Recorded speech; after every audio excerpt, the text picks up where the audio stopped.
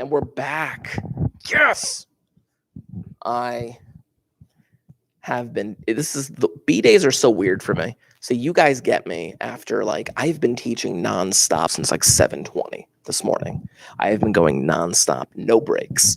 I haven't even had time to make my coffee yet. I might do that during your class or something like that. But that's what we're at. Yes! Hype! Anyway. Oh, sometimes I don't know what's wrong with me. But that's where we're at. So thank you for joining us. If you haven't already done so, please make sure that you leave a comment in the chat. That would be absolutely fantastic if you would do such a thing. For my records, of course, and we'll kind of figure out how this thing is going to work out. So far, I got 8 people right there. I'm assuming more are going to be joining us. So this is me stalling to try and get this thing going. Whatever. Here we are, virtual once again. Because a group of kids decided that getting together was a great idea. I don't know. People get together all the time. They do. But during a pandemic, you really going to have 20 people, 25 people at a get together during a pandemic? I mean, 5 people. I can see 5 people, But holy gee willikers. Come on, man. Anyway. That's where we're at. Super spreader event. We are back in quarantine. And here I am standing in front of all of you, wishing that I was at my home setup, because my home setup is 1,000 times better than what we got here. Where is everybody? I see 7 people. Where is everybody?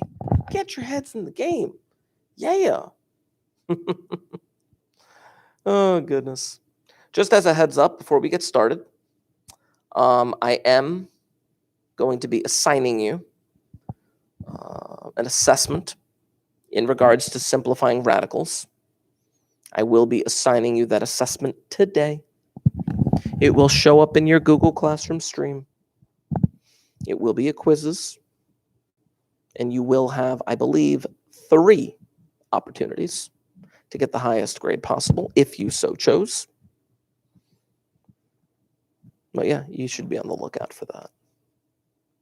Anyway, here we are. What's the goal for today? My goal for today is twofold. Number 1, I want to review with you some extra information in regards to simplifying radicals, just reviewing some key pieces of information before you knock out that assessment for me. And then I do want to take our first giant steps towards the end of this chapter. We are nearing the end of this chapter, and I am hyped. I'm looking at myself in the live stream feed right here, and look at how much the mask has messed up my beard. Look at that. Look how much the mask has messed up my beard. Look at that. It's curling upward now. Goodness gracious. I had they had beard wax. I got some for Christmas a couple years ago. I haven't used it. I haven't needed to use it. Now I'm thinking I do. I need to stop talking about my beard. Some of you can't even grow beards. Sorry. But if you would, ladies and gentlemen, if you would be so kind, if you do not already have them out, I'm going to need those notebooks out and open. Just so you're aware, I do have the chat open on my phone right here where I'm sitting, so I can clearly see what y'all are saying. Just fantastic that I can do that. Haha, there y'all are. I'm just trying to get a couple things set up right here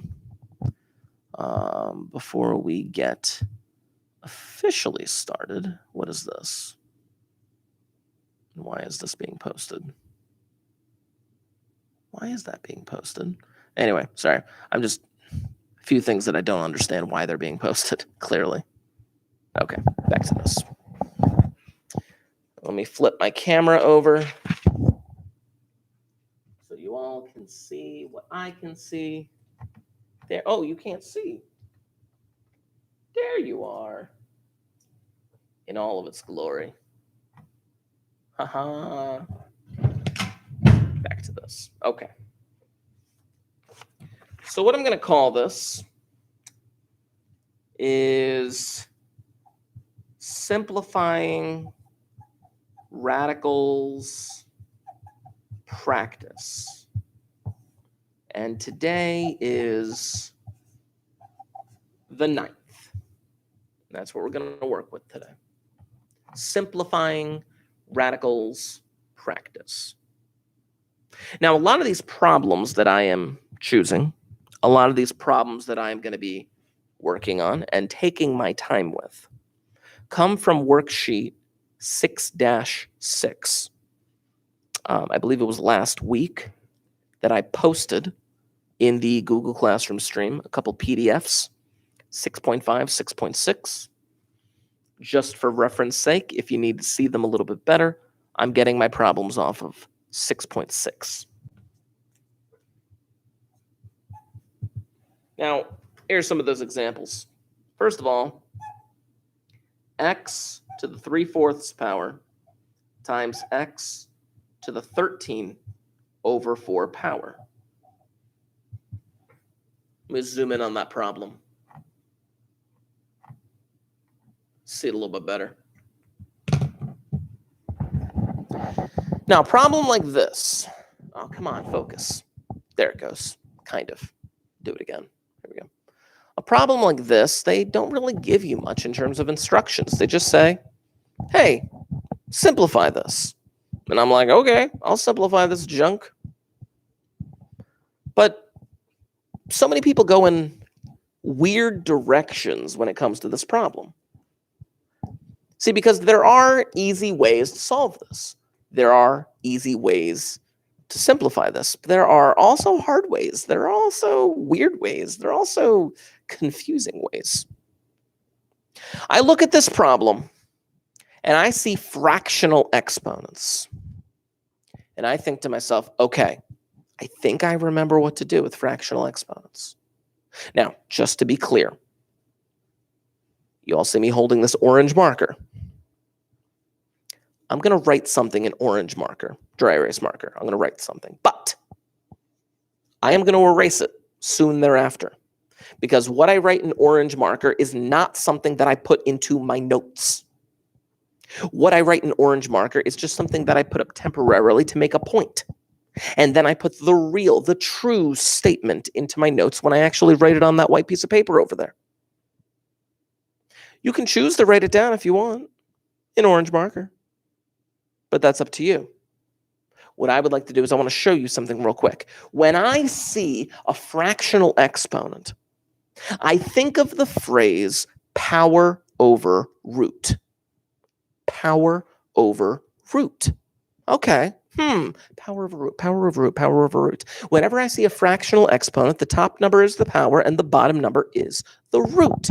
So technically, you could rewrite this problem as the 4th root of x to the 3rd power.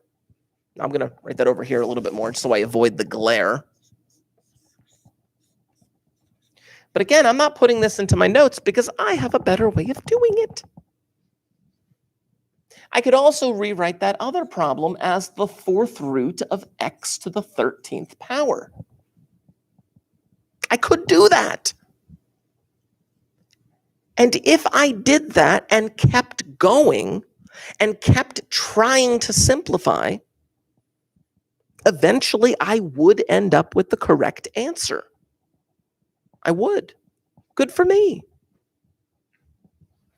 I know a better way, but let's stick with this way. So now notice they are both the same type of root. They are both a 4th root on this problem. Oh, happy day, a 4th root.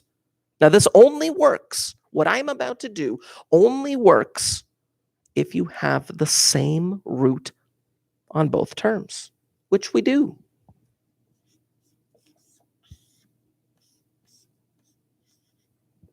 I'm allowed to do that. I am. There's multiplication, division, separating the two terms. Multiplication, division right in between right there. So I'm allowed to put those two roots back together as long as they are the same root. Good. Not done yet, but good. I could then think to myself, okay, self, how does one escape a fourth root? Well, self, you need to have a fourth power. Okay. Fourth root of, well, x to the fourth, x to the fourth, x to the fourth, x to the fourth. What I just did is I broke up that x. It was x to the 16th, meaning there were 16 x's being multiplied. And I grouped them in groups of 4. There's 4 of them, 4 of them, 4 of them, 4 of them. There's 16 altogether. And as we've done in the past, this x can now escape because it has the proper exponent. This x can escape, this x can escape, this x can escape. You have 4 x's multiplied together that are allowed to escape this problem. X times x times x times x is x to the 4th. Now again, I want to reiterate something. I'm writing this in orange dry erase marker. I'm about to erase this sucker because this is a lot of work when there is an easy shortcut that you could take. I just wanted to show you, this is what we've been doing.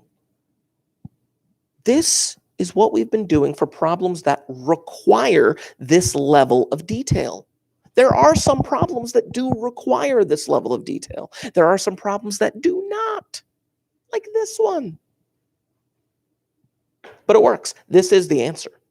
And this is the logical progression to get that answer. But as I've promised multiple times, I'm going to erase that sucker because that is not what I want to put into my notes. What I want to put into my notes is this. Notice a base of x being multiplied together. What that means for us is this. If you are multiplying common bases, the exponent property that we learned at the beginning of this chapter, and when I say the beginning of this chapter, I'm talking like probably the beginning of January. Yeah. But at the beginning of this chapter, we learned certain exponent properties. And if you are multiplying common bases together, you are to add those exponents together. Kelsey, yes. Yes, we do. Because I want you to think about this. Watch what I'm about to do up here with my hands. All those x's escaped. One of the x's escaped. A second x escaped. It's hard to say x escaped. A third x escaped. And a fourth x escaped. I can't even say it. Escapade. But since 4 x's escaped, they're all being multiplied together. X times x times x times x, giving you x to the 4th. That's the logic behind it. But I know a better way. Here's my better way. I'm going to add these exponents together. Mr. Markey, you're going to add those exponents together? Heck yeah, I'm going to add those exponents together. Are you allowed to? Yes, I am. But they're fractions, Mr. Markey. I'm scared with fractions. All you have to do to add fractions together is make sure that you have a common denominator. They already do. Common denominator, 3 over 4 plus 13 over 4 gives you 16 over 4.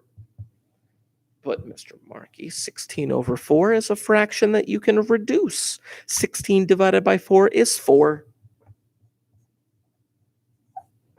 Yes, it is. Oh, you can't see it. Now you can. Magic. But yeah, that's literally all that is required of you on this particular problem. Now, does that mean that every problem we do will be this simple?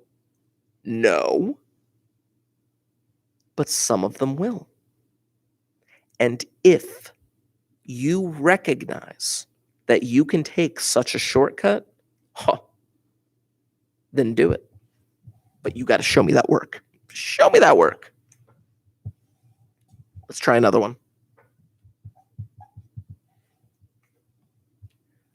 Let's see. Now this one, I'm going to be very careful and deliberate with how I'm going to write this.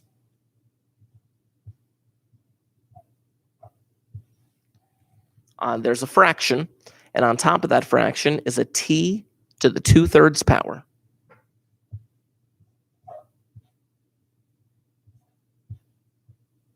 And on the bottom of that fraction are 3 terms. I'll move this over so the glare hopefully doesn't mess that up.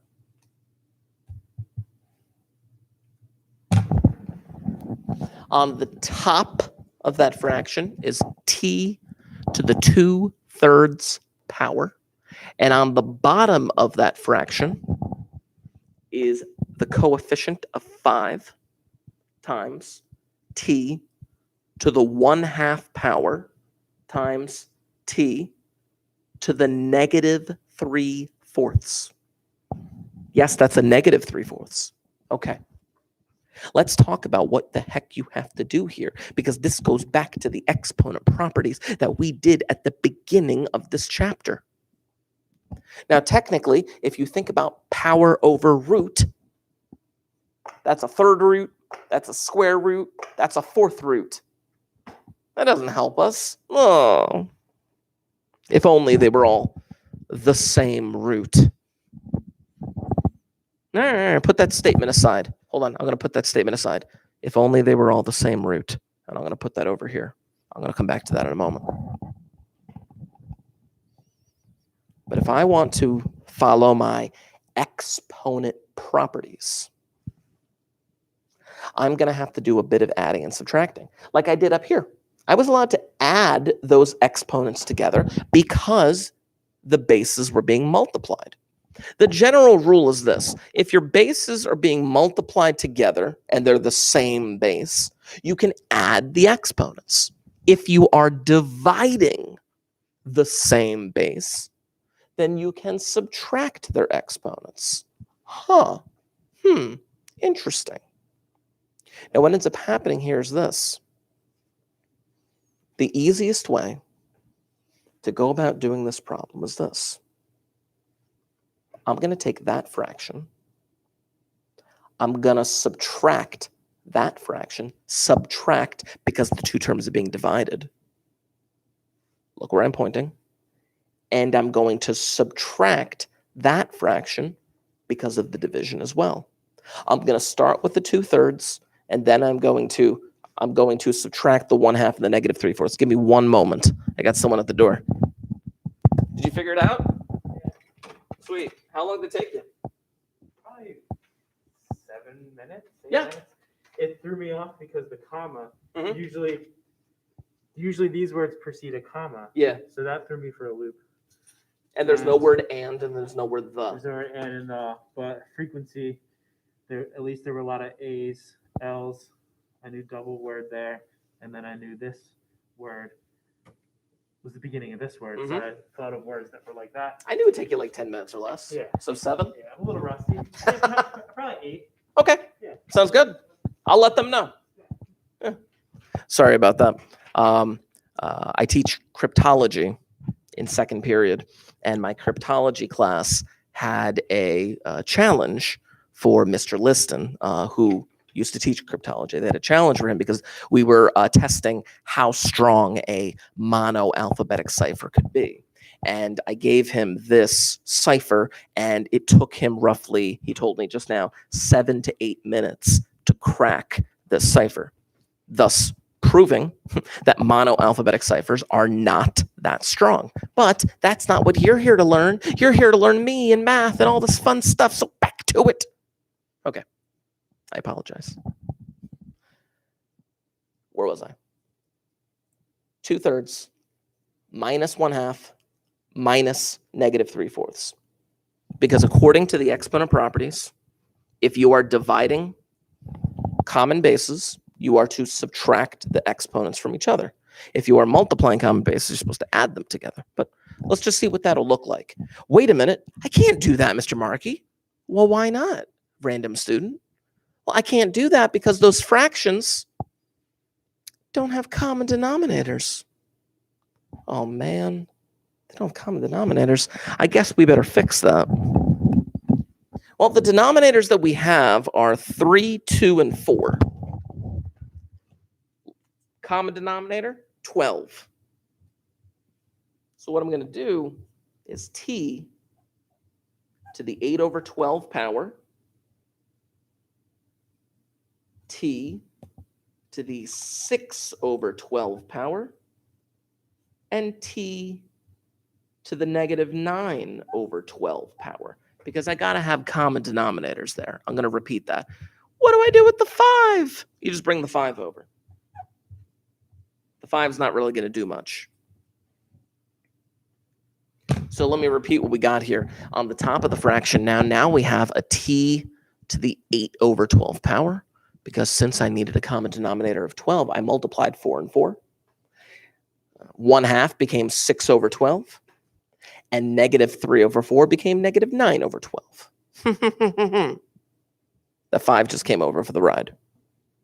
So now I'm going to go ahead and go through with the adding and subtracting and all that weird stuff that I was supposed to do. So it really should be, I'm just going to write this as scratch work. 8 over 12 minus 6 over 12 minus negative 9 over 12. Mr. Markey, minus a negative is a positive. Yeah, I know. And it'll work. Trust me, it will. 8 minus 6 will give you 2. Plus 9 will give you 11. 11 over 12. So when I combine all of those t's, what ends up happening is this. Bring this over here. Avoid the glare, I hope. This equals t to the 11 over 12 power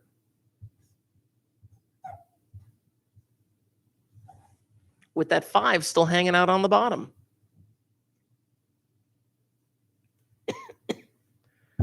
Really? That's it? Yeah, that's it. You combine the exponents in the proper way and you get it done. There was a statement that I put aside earlier. I said, hey, let me put this over here for now. The statement was, oh, if only we had the same root on every problem. If only. 12th root, 12th root, 12th root. Because they all had the same root, you were allowed to combine them. That is not a coincidence. Having the same root and having a common denominator for a fraction are almost one and the same. They're almost one and the same. There's a huge connection between them. So what's that 5 do? What's that 5 doing there? Nothing.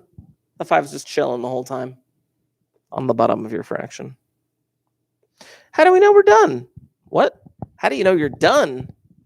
Oh, right. You don't know you're done. How do you know that you are done?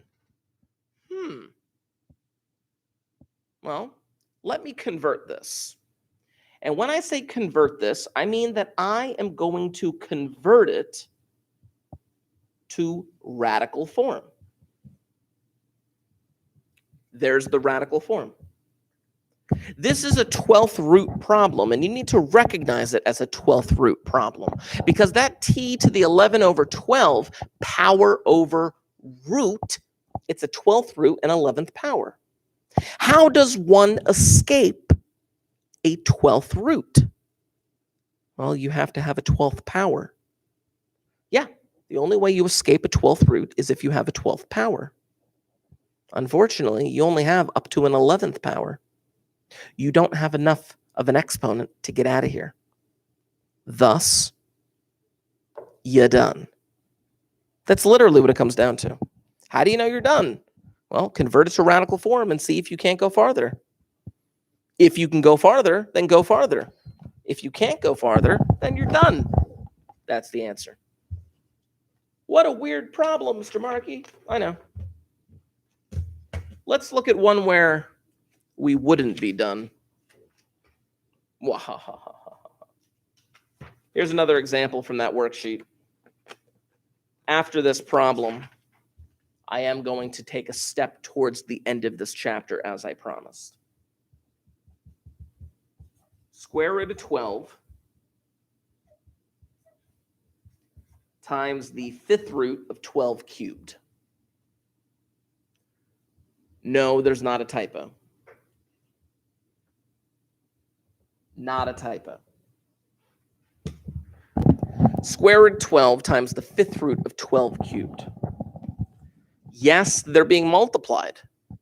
No, I can't combine them. I can't.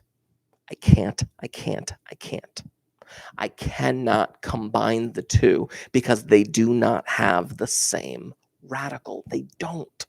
And since they don't have the same type of radical, the same type of root, I cannot put them together. That's like putting together fractions without common denominators. Can't do it. So what do? Let's convert. Convert both terms into fractional exponents. See, what ends up happening is converting from a fractional exponent to radical form or from radical form to a fractional exponent may be in your best interest. Because depending on what direction that you're going, you may find out a different piece of information. So 12 being under a square root is nothing more than 12 to the 1/2 power. And, well, the fifth root of 12 cubed, remember, power over root. This is 12 to the 3/5 power. Oh.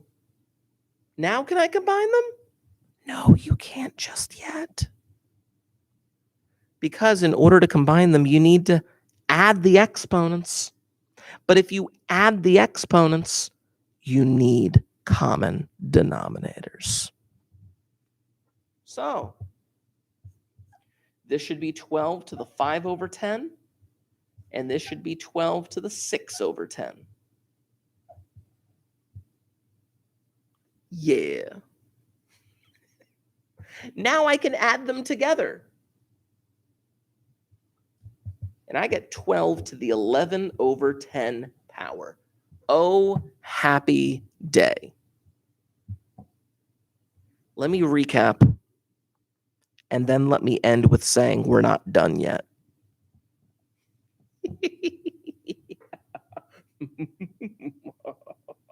I'm working with a vocal coach to get my evil laugh going. I hope it's going well. I had to convert these two to fractional exponents. I had to find common denominators. And after having done all that, I can add them together. But I'm not done yet. Mr. Markey, how do you know you're not done? Convert it to a radical. Power over root. It's a 10th root.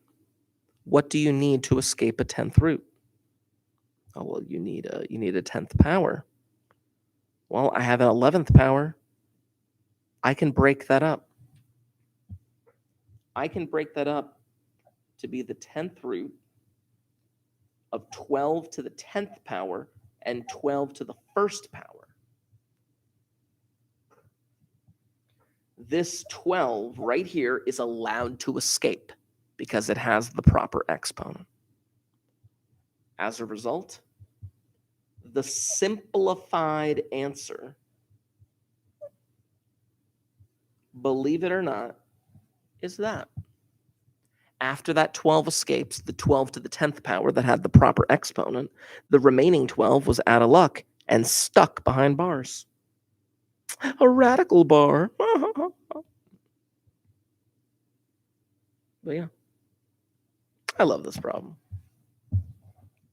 The general rule of thumb How do you know you're done? Perhaps convert it to the other form. Convert it to either radical form or fractional form and see if you can't go farther. In this one, I could. Thus, I had to. If you can go farther, you must go farther. Okay. Like I said, you will be getting, those problems were a bit more extreme than others, but you will be getting a quizzes assessment on this information. I will post that before I leave the building here today. You will get that done for me before Thursday, or before the end of Thursday, I should say. Yeah, I'm going to make it due at the end of the day, Thursday. But for now, I need to show you the beginnings of the end of this chapter. I'm going to put the date on there one more time for funsies. But let's just see what we got here. Ladies and gentlemen, I just have a few problems that I want to show you. A few problems that are probably four. Yeah, probably about 4 problems to wrap up today. But in order to show you those 4 problems, the very first thing I have to do is give you a star. As you know, I don't put that many stars into my notes. I don't, because if I do, they lose their effectiveness. But you better believe that when I give you a star in my notes, it is important. Star. Anyway, back to this. It's an if-then statement. If-then statement. If you introduce an even root to solve a problem, then you must include a plus or minus. I'm going to repeat that. I'm going to leave that up here for a moment. I'm underlining a couple of words. This is an if-then statement.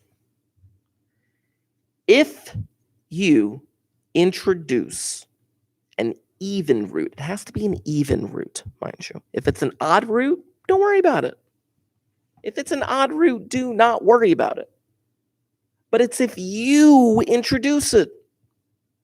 Meaning, if the problem already had a root on it, then don't worry.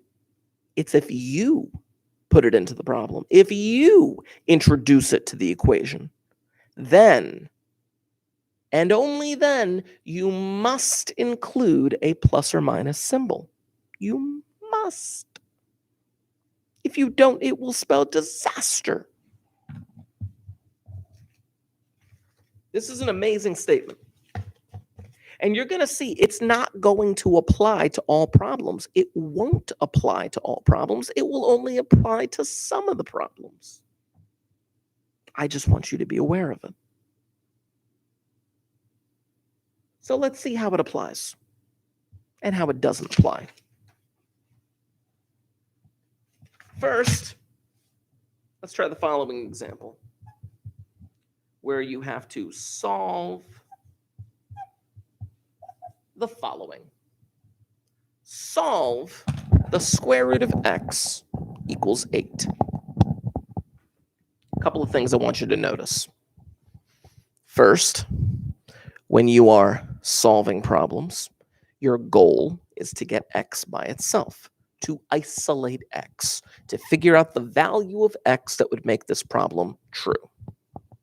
The next thing I want you to notice is the fact that, yes, there is a square root already in the problem.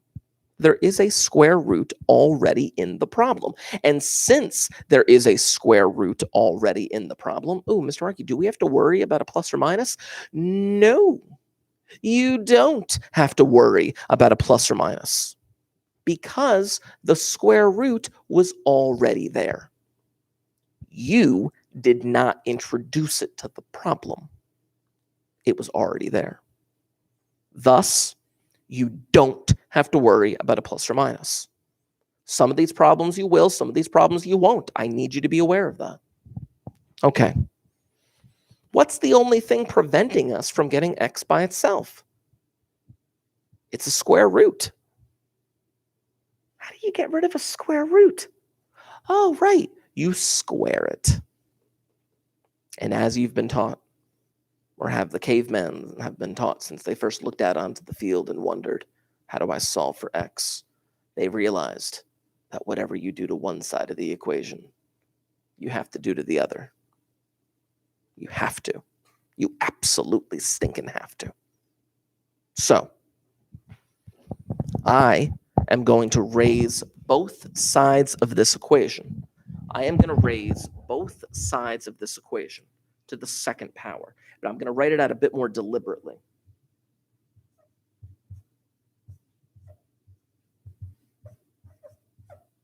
There we go. Whatever you do to one side, you have to do to the other. So I raised both sides to the second power, and on the left side, that square root and that square will cancel each other out, leaving me with an x. On the other side, it's just 64. Yep. Mr. Markey, are you kidding me? Nope. So are we done with the problem? Yeah. That's the answer. High fives. You want a cookie? That's all you had to do. Marky, it seems too easy. Yeah, I know. It will get more difficult. You know it will get more difficult. Just wanted to show you this to start, just for funsies. How do you know you're right? How do you know you are right? Plug it back in. Check to see if you're right. You take that 64, you shove it back in here violently. The square root of 64 is equal to 8. Done.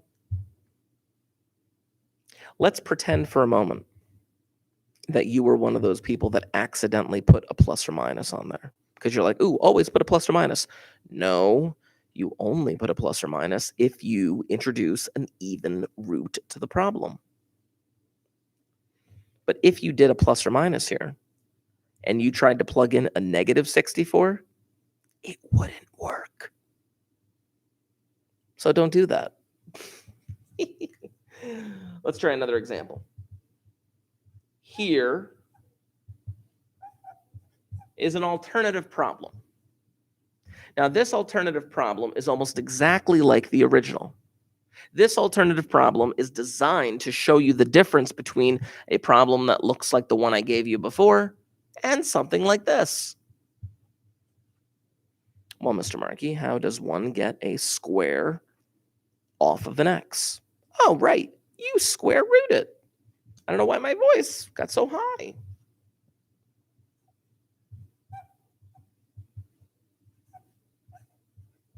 Notice what I just wrote. Notice whatever you do to one side of the problem, you have to do to the other side of the problem.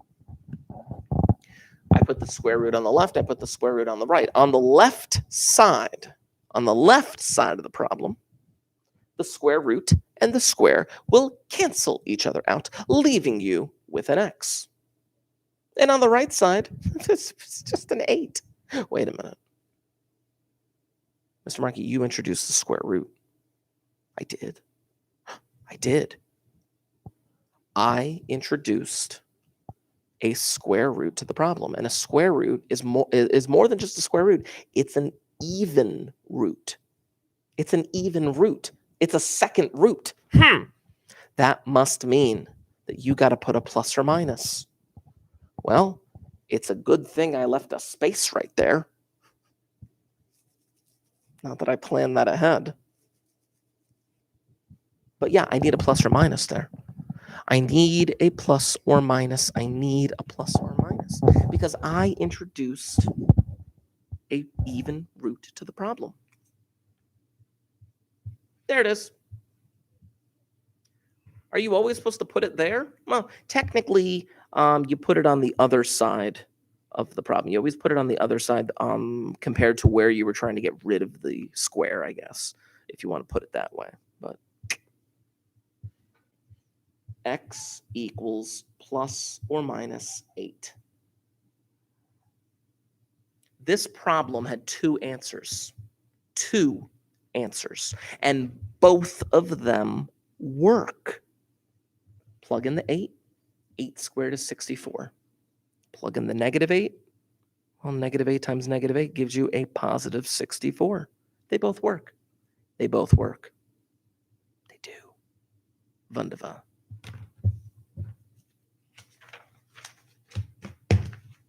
Let's try one that's a bit more difficult. I heard everyone say no at the same time. That was weird.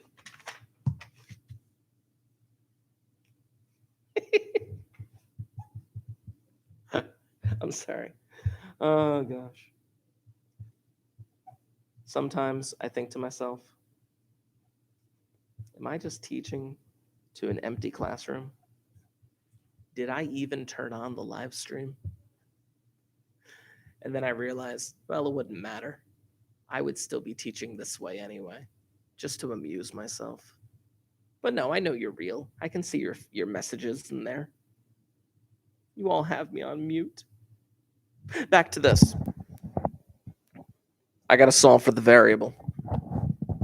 I got to solve for Q. But I got to remind you of something, though. Back in the day, you were taught PEMDAS. PEMDAS, PEMDAS. It is the order of operations. It is the way in which you simplify or evaluate expressions. PEMDAS. I would wager that your teacher never taught you SADMAP. SADMAP. What is SADMAP? SADMAP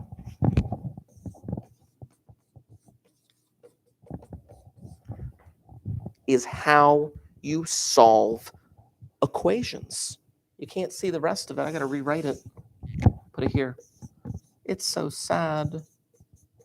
SADMAP is how you solve equations. SADMAP is how you get the variable isolated. SADMAP is how you solve a problem. Here's what I mean. With this problem, you are supposed to deal with any addition, subtraction first.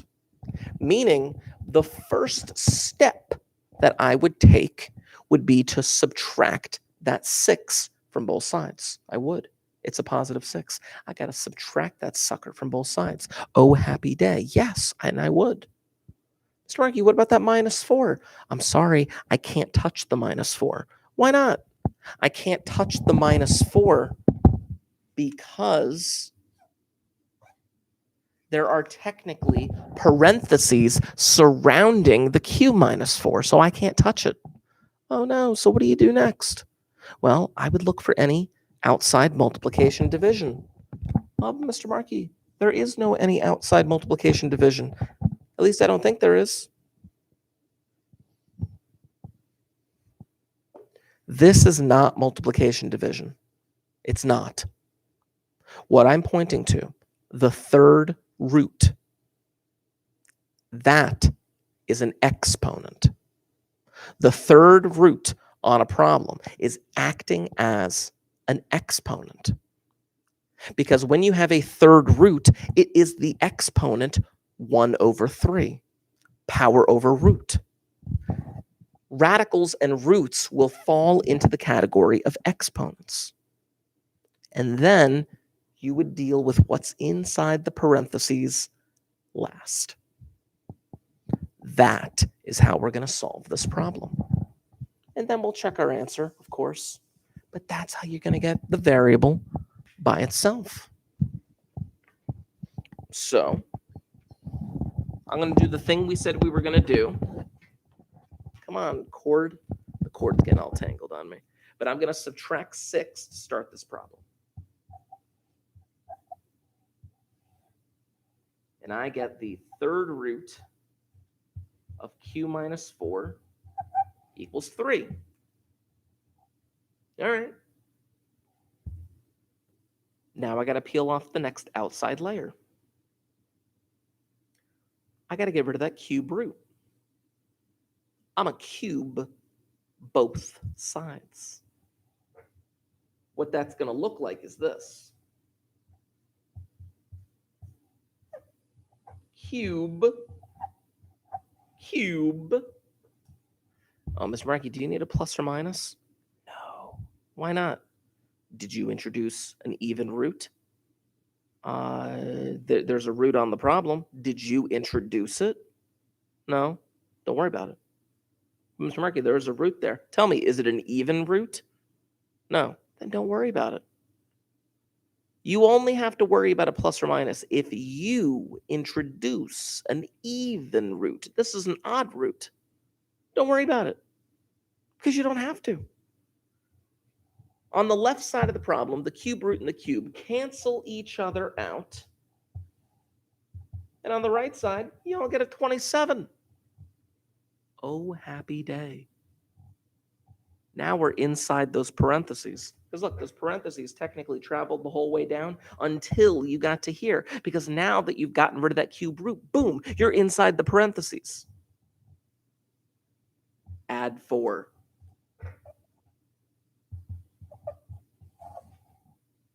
Done. Are you kidding me? It's that much? Yeah, it's that much. It's that little, even, I should say. Really, I don't know what I'm saying. Whatever, shut up. But you better check your answer. When you check your answer, that's when you need PEMDAS. When you check your answer. 31, you plug it in, you do what's in the parentheses first. 31 minus 4 is 27. Do the exponent. Cube root of 27 is 3. Multiplication, division, there was none. Addition, subtraction, add 6, you get 9. It works. You must always check your answer. You must always check your answer. Okay. I got one more problem for you. It's going to take us a little bit, though. One more problem for the day. Then I will cut you loose.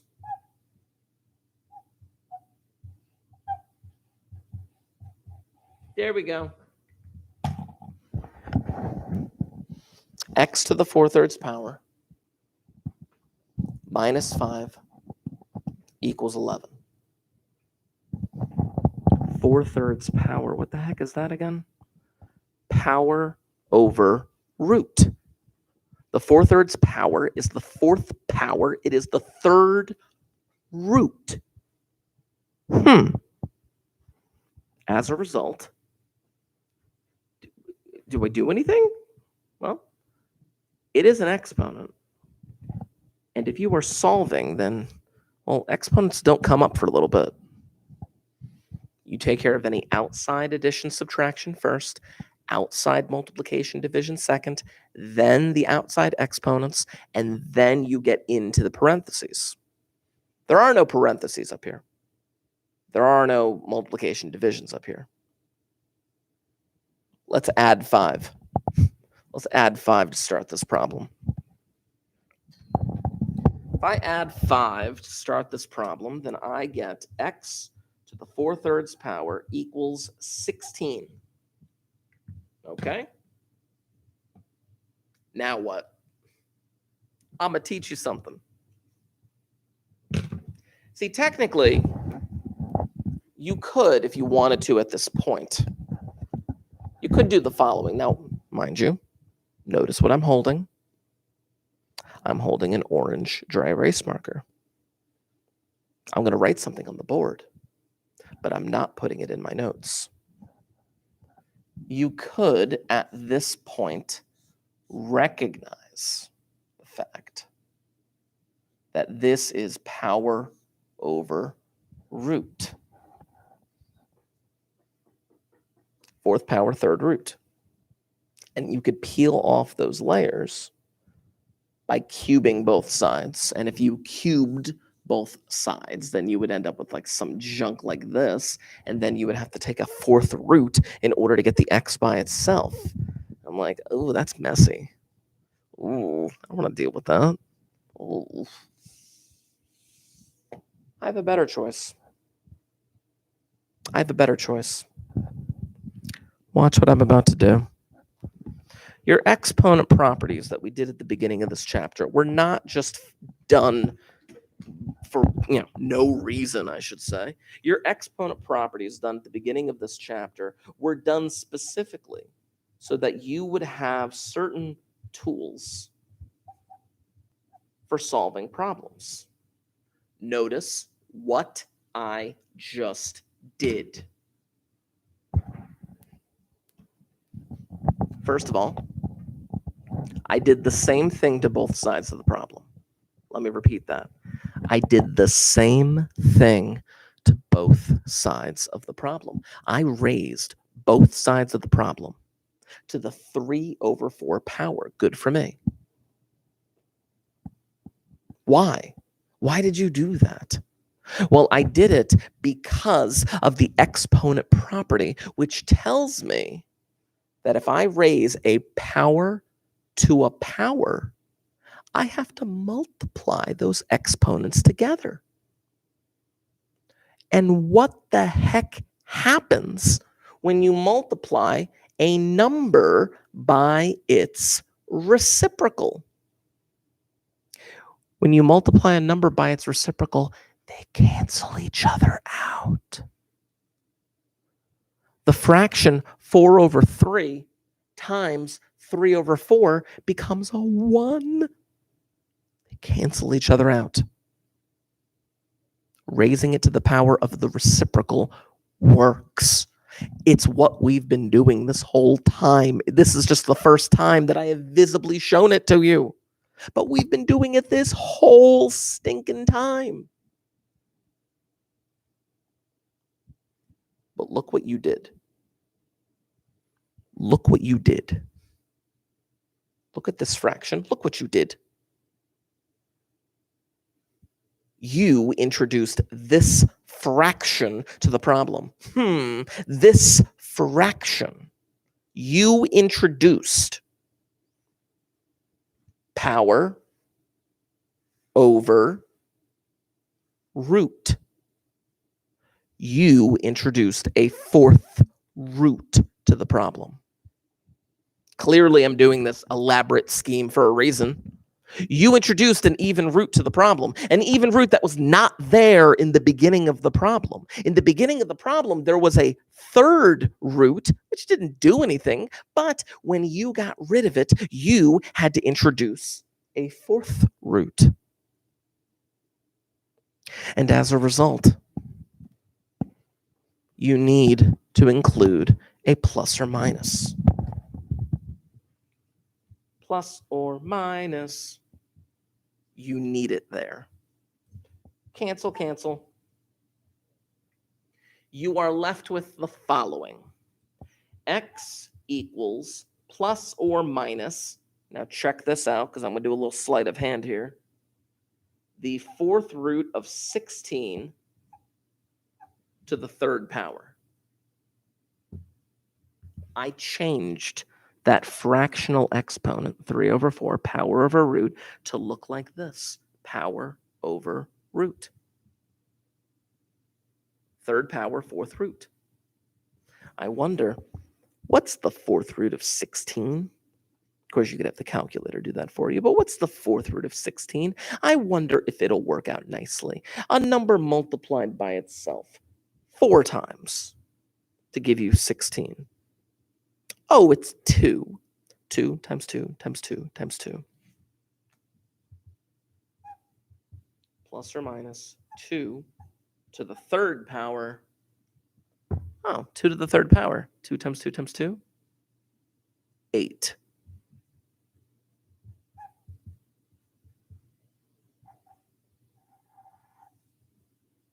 Ladies and gentlemen, that works. That works. Now, I'm going to check my answer in a moment, but that works. Everything I just did, the order in which I did it in, the precision in which I handled the problem, it works. Peeling off the outside layers in a logical progression. Adding the plus or minus if you introduce an even root to the problem. Simplifying down radicals, which is what we've been doing for the past week and a half. This works. It works. So I got a positive 8 and a negative 8. I got to check my answer. So let me plug it back in here. First, let's try the positive 8. If I plug this positive 8 back in here, I have to take the third root of 8. Third root of 8, 2. 2 to the fourth power, 16. 16 minus 5, 11. It works. Let's try the negative 8. The third root of negative 8, it's negative 2. Because negative 2 times negative 2 times negative 2 gives you negative 8. So the third root of negative 8 has to be negative 2. Negative 2 to the fourth power. Oh, a negative raised to a fourth power makes it positive. Negative 2 to the fourth power is positive 16. And then 16 minus 5 is 11. Huh. I'm going to be assigning you quizzes probably within the next couple of hours. It will be due on Thursday. It will be in regards to simplifying radicals. Simplifying radicals. Not solving these, but simplifying them. Solving, we're going to get a ton more practice on because it's the end of the chapter. But I want to get simplifying radicals taken care of. If you haven't left a comment in the chat, I already see all of the ones that have been left so far. Thank you for those. But if you haven't left a comment in the chat, please do so. Otherwise, the bell is going to ring in approximately 12 seconds. You'll probably hear that on here once we get there. But I'm going to give people a moment, and I'm going to wish you a good day because that bell is going to ring now. That's pretty good. Anyway, that's it. Goodbye, goodbye, goodbye. Everyone leave. Goodbye. Everyone get out. Goodbye, bye. Take your stuff with you. Goodbye, goodbye.